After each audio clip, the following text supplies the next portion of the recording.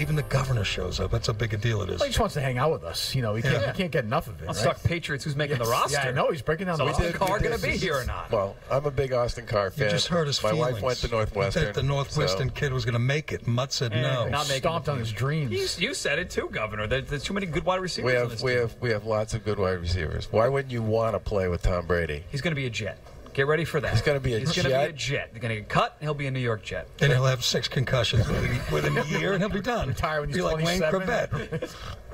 What do these hospitals mean for just the economy of Massachusetts? I mean, it's got to be a driving force, right? Oh, well, first of all, we are lucky to have many of the best hospitals in the world, proven over and over again in every survey that gets done right here in Massachusetts. But the most important part is the work that goes on inside those buildings. I've spent a bunch of time at all of the cancer centers around Massachusetts, and one of the first questions I always ask people when I meet them is, how long have you been here? And, I've been here for 10 years, 20 years, 25 years. And then I say, well, tell me the difference between what you did 10 years ago, 15 years ago, 5 years ago, and what you do now. And what's your sense about your ability to succeed when somebody shows up with a kid or a family member and says, we have cancer?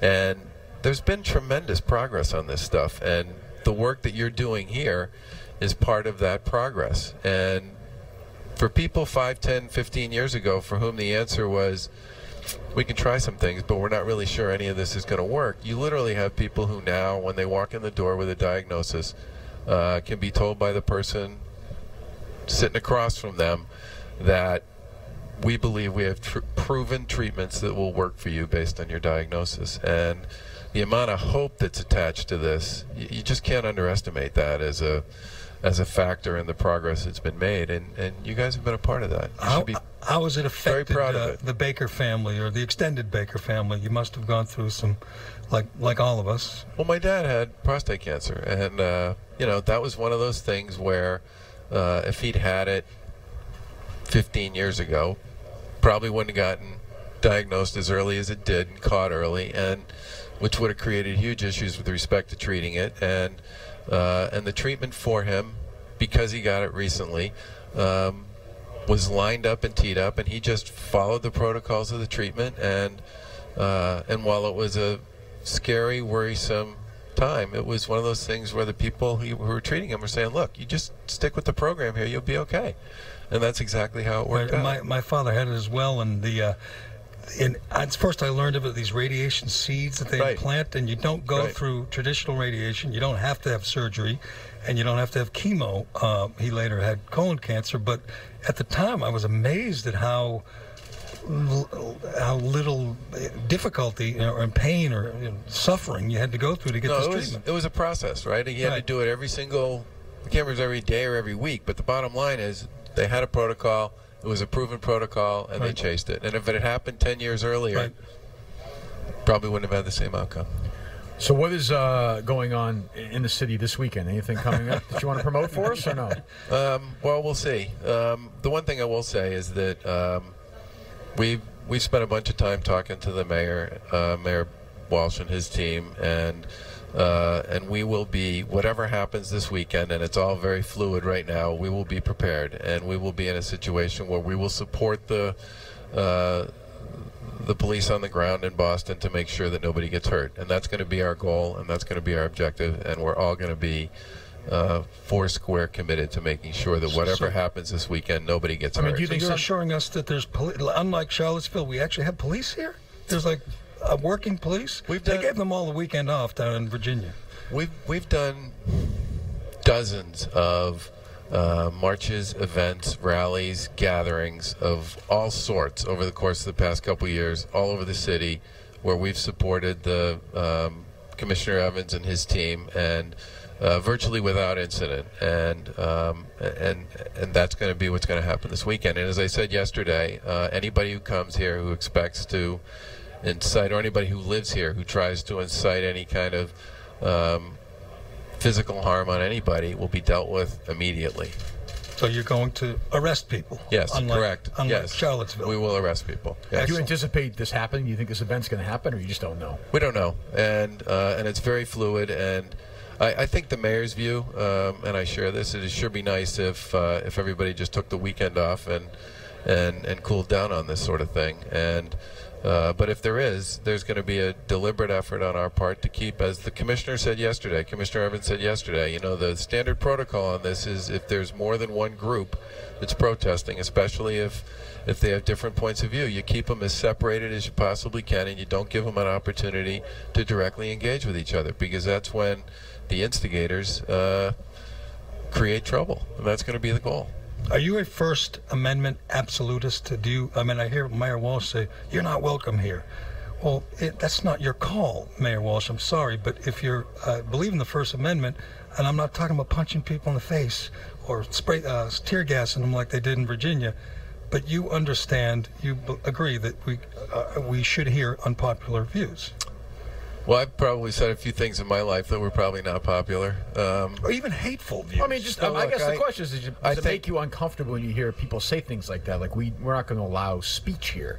That's when I start getting uncomfortable. Well, he said they weren't welcome, which is a little different than saying, I mean, it's one thing to say we don't subscribe to that, we don't support that. But, the truth is, if a group of people want to gather in a public place, whether it be the Common or some other public place, they can do that right now without a permit. You need a permit if you're planning to, install a stage, put in speakers, that type of thing. But generally, because obviously then you need access to electricity, and you have to have a setup space and a staging area.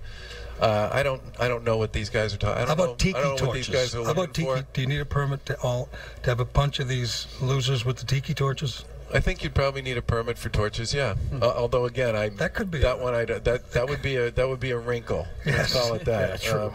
But the bottom line is, if a group of people, and they do it all the time, want to just gather on the Common and engage in a discussion about it, they can do that. There's no permit requirement with respect to that, and that's true for most public spaces.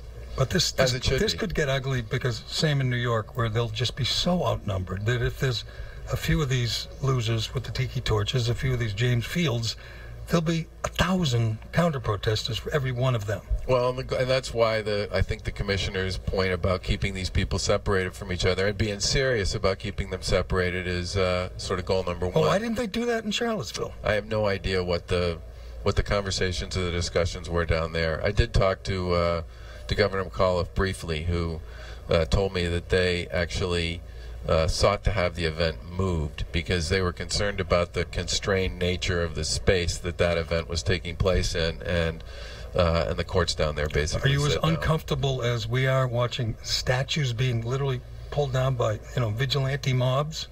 Look, I think those things ought to be handled in what I would describe as a procedural way, and I don't have a problem with folks in the South making a decision to take down some monuments that they don't believe represent, quote, their community anymore, but I think that ought to be done in an orderly process. I agree with you on that. Why would you want a Confederate statue down there if you live in the South? No, but I don't want a Kennedy statue, and I live in the North. I understand that, but I'm saying that, but you can understand. We've got a few yes, but he's right. It's a way to do it, of course. Put it to a referendum if you want, or some kind of popular sentiment. Did you see them pull down the statue? I just watched it this morning. Yeah. I mean, that wasn't, they didn't run that by the voters. It was just a bunch of lunatics, and start stomping on it after it came down. That looked like some third world tin pot dictatorship. Okay, I missed whatever you're talking about. They pulled down a Confederate statue, and they literally put a rope around and pulled it down, and then started stomping on it, and it was just a bunch of, I guess Antifa types. Well, we spent a bunch of time. We've done many rallies, marches, and events here in Massachusetts in the past few years in the city of Boston, where we've supported the Commissioner Evans and his team, and we will be engaged in it. If there is activity here, we'll be engaged in a serious way, doing whatever we need to do to support the local Boston PD to make sure that it's orderly and peaceful and safe. And a year ago, you said you'd come in here and give us all the details of the Olympic disaster, and now it's been a year, and we saw what happened in Rio. It's been you do want to apologize for supporting the Olympics, right, here today, to all the listeners? I didn't remember supporting the Olympics. The floor is yours. I remember. We had a report that you straddled the fence a little on the Olympics. I just said, look, I don't think it's straddling the fence to say we hired a firm that knows what they're doing to give us an analysis on what this would look like and how it would work and what the exposures for the Commonwealth and the city of Boston would be. That would seem to me to be a reasonable approach to take to the thing. And I think in the end, one of the big issues that that sort of drove the mayor's decision to step back from it was this notion of sort of a public pressure. No, but there was also this notion of sort of an open-ended commitment, where we, the International Olympic Committee, will make the decisions on what we consider to be a reasonable approach to meeting our needs and our expectations. Now, that sounds to me like that could be $10 million, or it could be $10 billion. Who knows what the number looks like? To pay, you pay. 5 years from now, 6 years from now. I mean, And I think, and I said at the time, and I continue to believe, that's a model that I think has significant flaws in it. Do you take a helicopter to work every day? I mean, every day, yeah. You drive from the North Shore to the State House, correct? And you think the Olympics would be a good idea? I mean, you don't think that'd be a disaster? Traffic is worse than ever. You'd agree with that? Why are we debating this? Here's what I think. Here's what I just hate when people take it seriously. Here's what I think. I think he knows it would be a disaster, and he kind of has to say it may not be. That's true. Public officials have to. He's a Republican in Massachusetts. He's got to do this to survive. No, look, guys. I think I said what I believe to be the case, which is that I don't think it makes sense to blank check anything, especially when there's the potential for a lot of zeros on that blank check. And that's where I believe the IOC piece, ultimately, if you read the Brownell report, which was the report that we commissioned, ultimately came to. They said, look, there's a lot of exposures here that are not defined, and that puts the Commonwealth and the city in a bad place. No good. I do appreciate you doing this every year, and I know that the people who are served by the hospitals in this town, and especially by the Jimmy Fund, appreciate it as well. And you are to be commended for the fact that you are fast approaching $50 million, and that is just sheer determination. Thanks so much, Charlie Baker.